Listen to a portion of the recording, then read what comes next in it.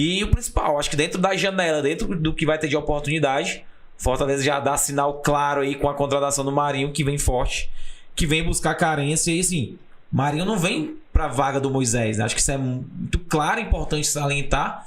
O Marinho é um ponta direita, né, cara? Um cara que gosta de puxar pra dentro, né? E ter o minimício aleatório, como ele gosta de falar, né? De esquerda. Então acho que o Fortaleza vai ao mercado captar essa posição do Moisés.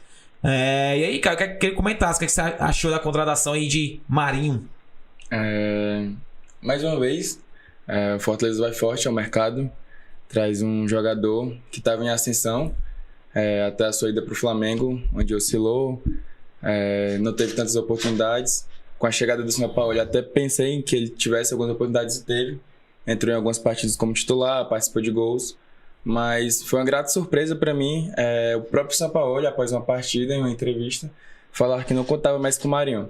Foi o que ele me disse, ele saiu do elenco, foi reintegrado novamente. Foi até icônico, porque no dia do aniversário dele, o próprio Flamengo posta nas redes sociais felicitando pelo seu aniversário, e minutos depois posta que o Marinho não fazia mais parte do elenco. Mas é uma grande expectativa dele em campo.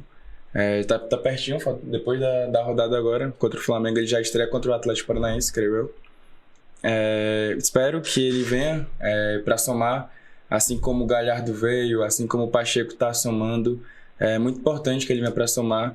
É uma carência que temos, é nítido que ainda temos uma carência de um jogador mais extremo, um jogador mais agudo, mas espero mesmo que ele venha para somar. Eu torço por isso.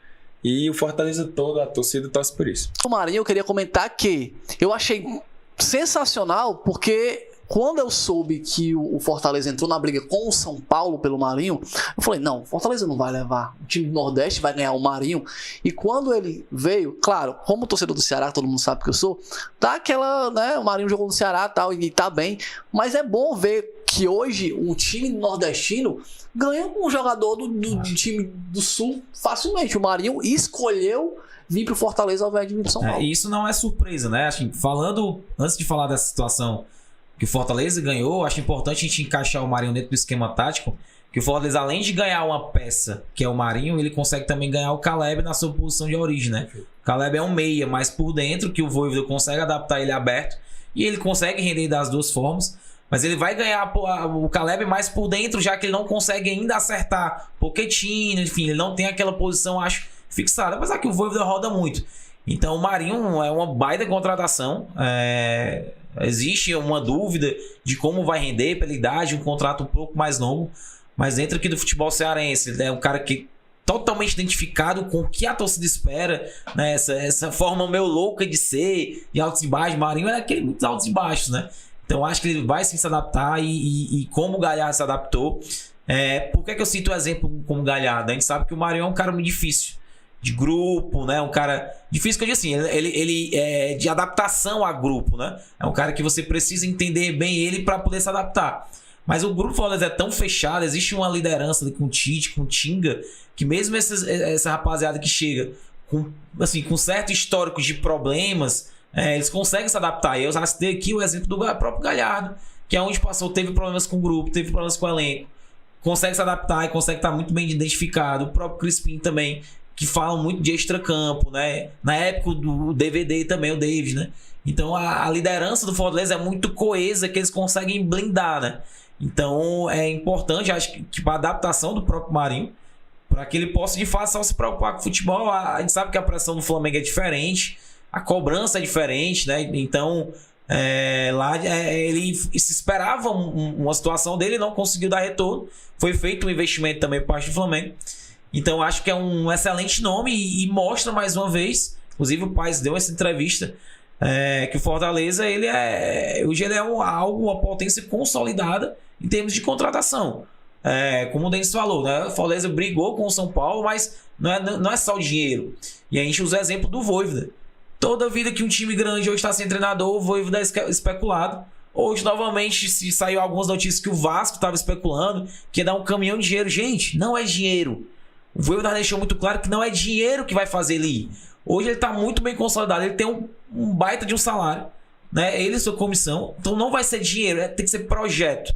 Então acho que na imprensa sulista não conseguiu ainda cair na real com a potência que o Fortaleza é hoje, com a identificação que o Voivoda representa pro Fortaleza. Então, assim, a gente vê a imprensa do Sul, eu acho que eles têm preguiça de analisar aqui ou estudar aqui o futebol local. Porque o cara hoje saiu dizendo que o Voivoda tava quase certo. É piada, gente. Então, assim, a imprensa do Sul caiu na real. Hoje o Fortaleza é, de fato, outro patamar. Ele vai conseguir brigar em contratações, não tirando, assim, um Flamengo, um Atlético Mineiro, mas ele vai brigar tanto dentro de campo, que está se mostrando ano após ano, quanto fora. Então, é uma contratação que novamente dá uma resposta para o mercado, dá uma resposta para o futebol brasileiro. Movimentação muito interessante, que eu acho que ele vai agregar tanto dentro de campo, como fora de campo também. A imagem de Marinho ela é muito importante. Mas até uma pergunta pro Caio aqui, e o Austin pode responder. O Marinho chega para ser protagonista ou para compor o elenco? Eu acredito que para ser protagonista. O próprio perfil dele, pegando uma deixa que ele falou, que o Austin falou, o Marinho é um cara difícil, é um cara muito de rede social, que tudo que ele quer expressar, ele expressa em redes sociais. Aqui no Fortaleza as coisas não funcionam dessa forma. Mas ele chega para ser protagonista, chega para ser titular, mas claro, tem que mostrar futebol. O Voivoda já deixou isso claro, que não importa o tamanho do jogador, ele tem que vir e mostrar para que veio. E pegando duas deixas do Washington, a primeira dela é a própria entrevista do pai da ESPN, que ele disse que chegou ao Voivoda e falou: o Marinho vir pro Fortaleza, escolher o Fortaleza e não São Paulo, é como se um jogador chegasse na Argentina e escolhesse o Defensa e Justiça e não o Boca Juniors. Ele cita isso.